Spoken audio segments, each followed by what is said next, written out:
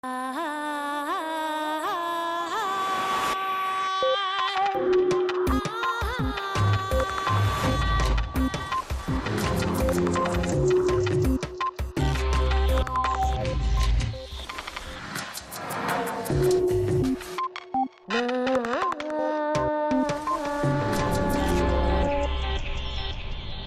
religión no debería usarse como una ruta para el conocimiento. Stuart Clark.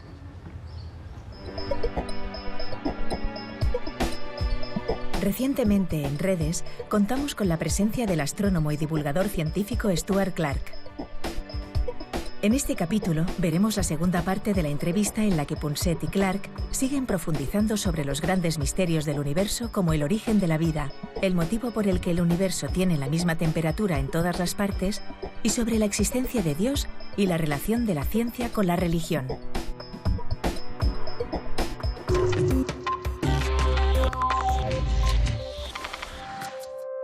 Imaginemos la historia del universo como una línea dibujada sobre un campo de fútbol. En esta portería ubicamos el Big Bang, hace 13.700 millones de años. Todos los eventos que sucedieron en el universo están en esta línea de tiempo que nos lleva hasta el presente, situado en la portería de enfrente. Veamos dónde se encuentran los hitos más importantes que han moldeado la vida y el universo tal como los conocemos. A solo 3 metros del Big Bang, encontramos el nacimiento de las primeras estrellas que se encendieron hace 13.300 millones de años. Muchísimo más tarde, ya cruzado el medio campo, nos encontramos con la formación de nuestro sistema solar, hace 4.700 millones de años. 200 millones de años después, nace la Tierra. La vida surgió hace aproximadamente 3.800 millones de años, y las eucariotas, las primeras células complejas con núcleo, 1.800 millones de años después. 1.000 millones de años más tarde, llegando al punto de penalti, surgieron los primeros seres vivos multicelulares. Las primeras plantas brotaron hace 475 millones de años. Los primeros mamíferos hace solo 200 millones de años. A tan solo medio metro del presente, hace 65 millones de años, desaparecieron los dinosaurios. Y a 4 centímetros de la portería, hace 6 millones de años, nacieron los primeros homínidos. Los humanos modernos, que llevamos sobre el planeta apenas 200.000 años, estamos a 1 milímetro de la portería. Y los 75 años de vida de Punset ocuparían la última media micra de la línea del tiempo, un espacio un poco mayor que el de un virus en este campo de fútbol. Según algunas teorías, algún día muy lejano, el universo desaparecerá y ya no habrá tiempo para mirar más allá. La verdad es que no sé si describirlo como fantástico, apasionante, majestuoso, o qué sé yo, pero recuerdo que hace mucho tiempo, tal vez unos 10 años, un buen amigo trabajaba para la NASA en California. Estaba a cargo de un equipo pequeño, pero muy especializado, de biólogos y observadores del cielo, un equipo de astrónomos y de biólogos. Su cometido era descubrir la vida fuera de nuestro planeta. Pues bien, siempre me decía Eduardo, la vida es un error. Es tan compleja que nos resulta prácticamente imposible encontrarla en otros lugares que no sea nuestro planeta, y no obstante no cejó en su empeño. ¿Para qué? Yo me preguntaba. Entiendo lo que quieres decir. La vida es una locura. A veces parece un error. Cadenas largas y enormes de elementos químicos que forman organismos. Por eso, la búsqueda de vida en otros planetas pretende averiguar si estamos solos, si somos un error cósmico o si, por el contrario, la vida es posible y todo el universo existe, tal vez, para permitir la formación de vida. También queremos saber si la vida puede surgir con otros elementos químicos que no sean el carbono. O sea que, ¿cómo es posible que solamente sea en este diminuto planeta en medio de un universo gigantesco donde haya vida? Es extraño, ¿no? Probablemente seamos la única especie, esto también me lo dijeron hace muchos años, capaz de observar el mundo microscópico, el de las cosas que apenas se ven, ¿no? Pero a la vez nos hallamos a mitad de camino de las grandes obras de la naturaleza, como el sol. ¿Crees de verdad que somos realmente una especie privilegiada en este sentido, de ver lo pequeño y lo grande? Teniendo en cuenta que contamos con un cerebro avanzado que nos permite construir tecnología para examinar el mundo de las cosas extremadamente pequeñas, pero a la vez explorar el mundo de los objetos muy grandes, probablemente sí seamos privilegiados y, por supuesto, es nuestra próxima búsqueda. Si hay vida en otros planetas, entonces la pregunta es, ¿puede esa vida ser inteligente como nosotros? ¿Puede haber otros observadores inteligentes en el universo que intentan mirar ahí afuera para descifrarlo todo?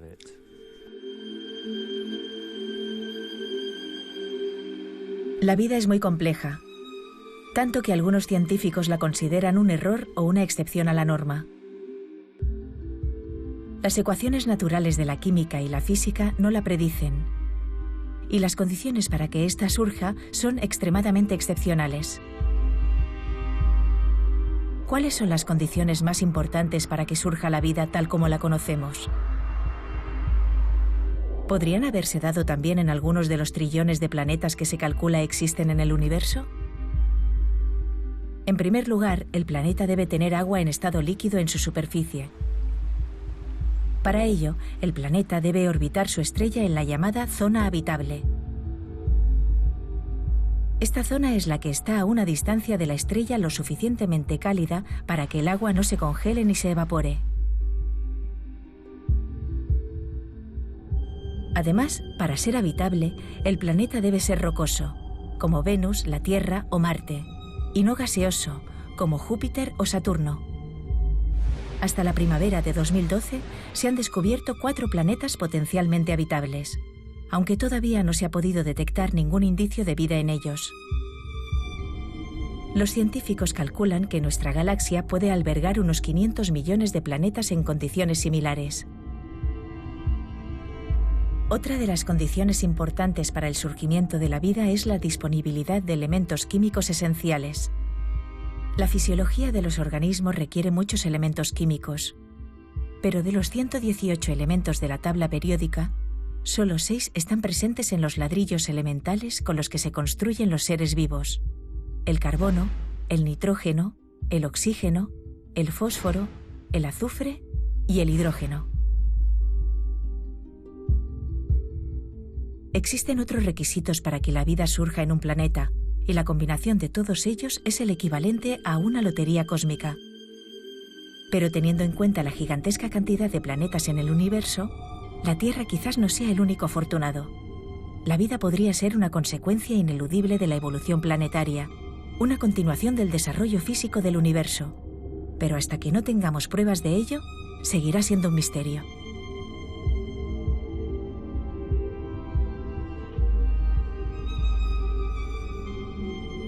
Déjame plantearte un misterio u otra pregunta al que llevo mucho tiempo dándole vueltas. Decimos que, en cierto modo, también somos afortunados porque evidentemente se necesita mucha suerte en la vida. Y además somos afortunados por tener, al parecer, una temperatura constante en todo el universo. Me refiero a que podemos alejarnos a más de 150.000 años luz de aquí, o incluso mucho más lejos, y siempre encontraremos la misma temperatura en cualquier lugar del espacio exterior. Siempre habíamos creído, así me lo contaron de niño, que eso había surgido en el inicio del universo con el Big Bang y lo que denominamos la fase inflacionaria del universo, ¿no? Pero ahora, al parecer, algunos expertos sostienen que no tiene nada que ver con la inflación. El hecho de que la temperatura sea casi uniforme en todas partes se debe a que quizá en el pasado la velocidad de la luz era más elevada. Sí, Eduardo, es uno de los grandes misterios del universo y una de las preguntas que más nos hemos formulado. ¿Cómo es posible que en un extremo del universo haya la misma temperatura que en el otro? Si los rayos de luz de ambas zonas acaban de alcanzarnos justo ahora y llevan viajando a través del espacio gran parte de la vida del universo, es imposible que se hayan cruzado varias veces para igualar las temperaturas. Entonces, ¿por qué tienen la misma temperatura? ¿Por qué no son todos los lugares distintos? Uno caliente, otro frío. Se creía que poco tiempo después del Big Bang, algo provocó que todo el universo se expandiera a una velocidad extremadamente rápida. Y por eso, la temperatura acabó siendo igual en todos los lugares del universo. Luego el universo siguió expandiéndose y alejando todas las zonas unas de otras. El problema con la idea de la inflación, y es una idea muy buena, es que nadie sabe con certeza qué es lo que desencadenó la inflación, ni por qué sucedió algo semejante en el universo. Se barajan muchas hipótesis, pero nadie ofrece una explicación verdaderamente concreta. ¿El Big Bang? No, tuvo que suceder tras el Big Bang, eso es seguro. El Big Bang, de hecho, provocó la expansión del universo, pero algo la aceleró durante una diminuta fracción de tiempo. Es lo que denominamos inflación. Otros científicos han buscado explicaciones alternativas para el hecho de que la temperatura sea la misma en rincones opuestos del espacio. Según una de ellas, si la velocidad de la luz fue extremadamente elevada en el pasado, mucho más rápida que ahora, en los albores del universo, la luz pudo cruzar el universo muchísimas veces y unificar, por tanto, las temperaturas, igual que sucede con una taza de agua caliente cuando se iguala con la temperatura de la habitación. Sin embargo, hoy en día, la luz viaja a la velocidad que observamos. De modo que podríamos tener un universo desconectado. Es decir, compuesto de varios universos distintos, o casi, según la temperatura. Sigue siendo la misma, porque quizá al principio del universo las constantes de la naturaleza, como la velocidad de la luz, eran distintas, mucho más elevadas.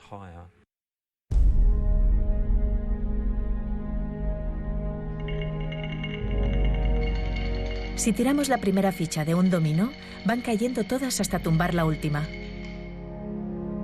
Para que las fichas de los extremos hayan terminado en el mismo estado, tumbadas, las del medio lo han tenido que transmitir, han ejercido de mensajeras.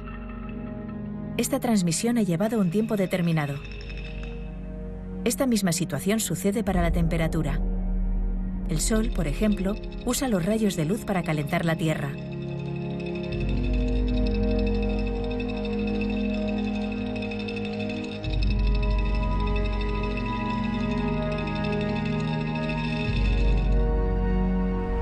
Para que dos cuerpos alejados equilibren su estado térmico, tienen que usar un mensajero. Este mensajero también tarda un tiempo en transmitir el calor. Según la teoría de la relatividad, la luz es el mensajero más rápido posible porque nada puede ir más rápido que ella. Sin embargo, si miramos el conjunto del universo nos encontramos con una paradoja. Por un lado, sabemos que la temperatura del universo es la misma en todas partes, pero por el otro, el universo no es suficientemente viejo como para que la luz haya podido viajar entre los puntos más alejados y así igualar sus temperaturas. Imaginemos que este espacio es el universo observable. Cada borde envía sus mensajeros, los rayos de luz, que han tardado en llegar a la Tierra 46.000 millones de años. Estos mensajeros aún no han llegado al borde opuesto. Para que puedan hacerlo, tendrían que pasar 46.000 millones de años más. ¿Cómo es posible entonces que ambos extremos del universo tengan la misma temperatura si nunca han estado en contacto? Una primera respuesta sería que en algún momento de la historia del universo la velocidad de la luz haya sido mayor que la actual. Sin embargo, esta solución no parece la más natural, porque implicaría renunciar a la teoría de la relatividad de Einstein. Actualmente, la respuesta más aceptada se llama inflación cósmica.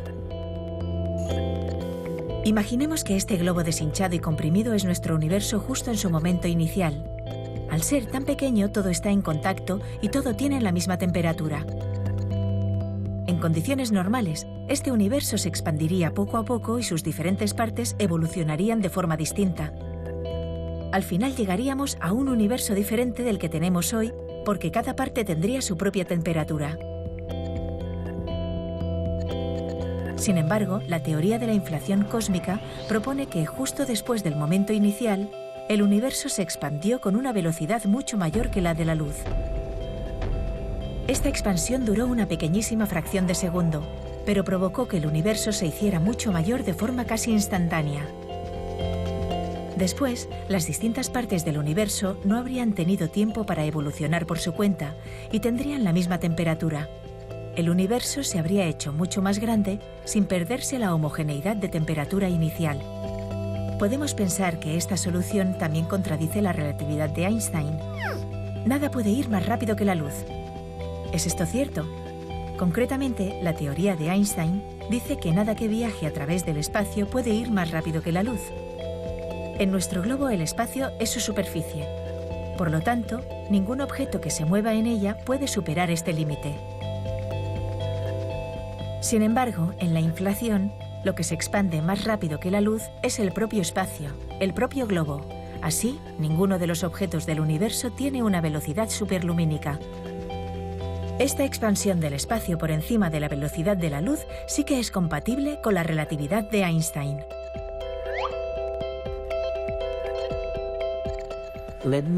Déjame poner sobre la mesa otro misterio, un misterio muy antiguo. Me refiero a si hay alguna prueba cosmológica de la existencia de Dios en el universo. Justo el otro día más bien leí algo que había dicho Galileo. Era lo siguiente. La Biblia, decía él, nos dice cómo ir al cielo, no cómo funciona el cielo. Y es fantástico lo que dice. Me he enterado de que este mes o este año estamos celebrando el 70º cumpleaños de Hawking, ¿no? Sí. Él es uno de los científicos más importantes probablemente de todos los tiempos. Y una vez dijo textualmente: los científicos se han convertido en los portadores de la antorcha utilizada para la búsqueda del conocimiento. Y alguien al escucharlo le preguntó: entonces, si esto es verdad, estudiar teología y filosofía es una pérdida de tiempo, ¿no? A lo que él repuso: sin duda. Mi pregunta es si después de tanta reflexión, de tanto misterio, estamos algo más cerca de descubrir el otro misterio que nos ha acompañado durante toda la historia de la humanidad. O sea, ¿existe Dios o no existe?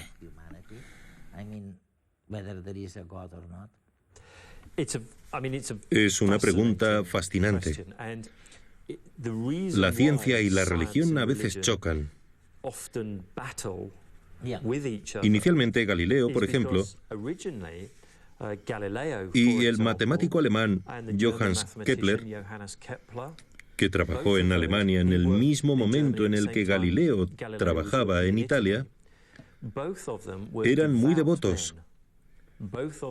Creían incondicionalmente en Dios y estaban convencidos de que el trabajo astronómico que realizaban les ayudaría a comprender a Dios y a comprender la creación del universo por parte de Dios. Y Newton, en Inglaterra, 50 años después aproximadamente, creía exactamente lo mismo, que estudiar el universo de un modo científico le permitiría estar seguro sobre lo que uno observaba y sabía del universo, pero también le ayudaría a conocer un poco más la mente del Creador, del propio Dios. Los problemas entre la ciencia y la religión no tardaron en manifestarse. Enseguida se vio que lo que la ciencia empezaba a descubrir era virtualmente imposible de conciliar, de equiparar con el supuesto papel de Dios en el universo. Confundido, hasta el mismo Newton se preguntó en un momento dado si la propia gravedad no sería voluntad de Dios. Gracias a la teoría de Newton, él pudo describir lo que hacía la gravedad, pero no sabía lo que era, porque existía y no sabía cómo funcionaba. Y lo más curioso es que seguimos igual que Newton. La gravedad sigue siendo uno de los grandes misterios. ¿Qué es la gravedad? ¿Qué significa? ¿Cómo funciona? El caso es que Newton se preguntaba si la voluntad de Dios estaría tal vez encarnada en la gravedad.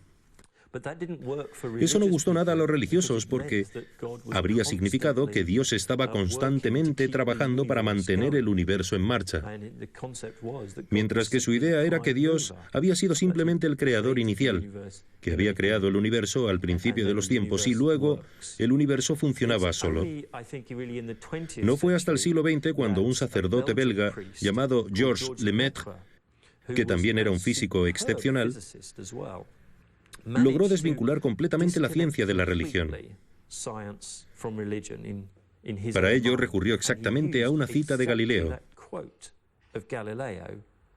Dijo: la Biblia y la religión nos hablan de la salvación del alma humana, de cómo vivir una buena vida e ir al cielo si uno cree en el más allá. El conocimiento del universo, la relatividad general, por ejemplo, no es necesario para la salvación del alma. También habló sobre el hecho de que Dios creara el universo en el Big Bang durante un día concreto. Según él, hubo una vez un día sin ayer, es decir, hubo un momento en el que el espacio y el tiempo fueron creados por Dios. La ciencia, en sus mediciones, suele medir o bien el lugar que ocupa un objeto en el espacio o el tiempo que se necesita para mover algo o hacer algo. Así pues, hasta la creación del espacio y del tiempo, la ciencia no podía funcionar. Si Dios existe antes del espacio y del tiempo y crea el espacio y el tiempo que luego dan lugar al universo, la ciencia jamás podrá decir nada sobre si Dios existe o no, porque existió en un lugar anterior al espacio y al tiempo. Así fue como Lemaitre separó la fe y la religión del conocimiento. Del conocimiento, eso es, y dijo que eran dos cosas distintas. La religión, las creencias religiosas impulsadas por la fe, por un lado, y por otro lado, la ciencia, impulsada por la búsqueda de conocimiento. Ambas cosas nunca se mezclan y no deberían hacerlo. La religión no debería usarse como una ruta para el conocimiento, ni tampoco la ciencia debería usarse como una vía para probar o refutar la fe.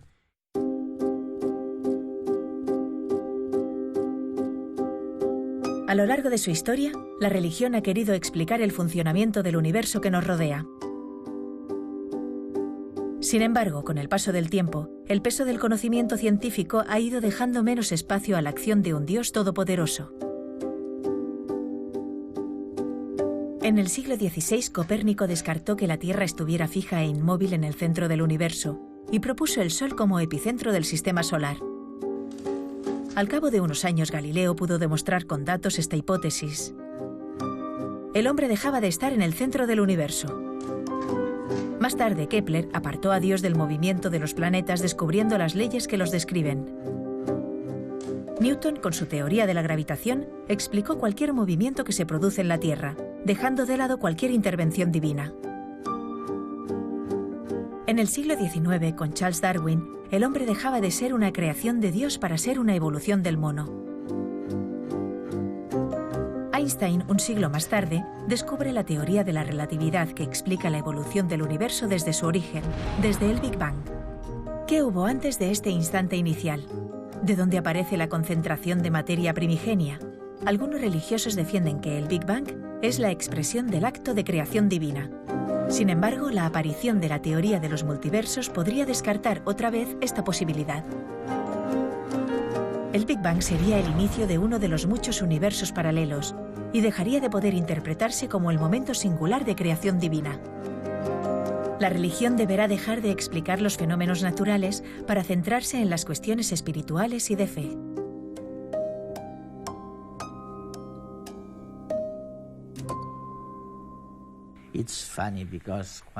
Es curioso porque mientras hablabas pensaba que probablemente una de las mejores explicaciones es la que has mencionado antes y que ahora has parafraseado en cierto modo.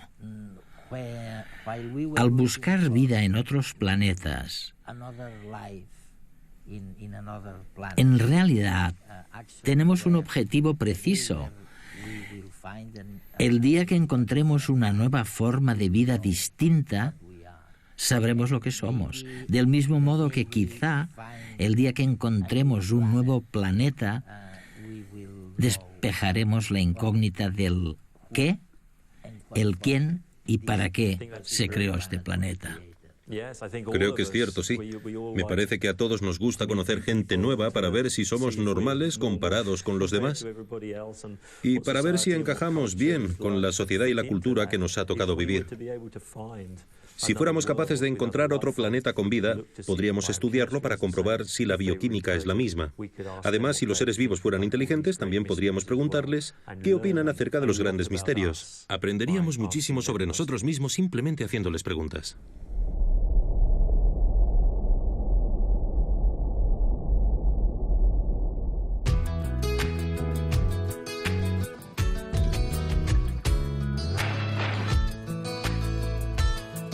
¿Por qué en unas épocas del año se ven unas estrellas y en otras épocas se ven otras?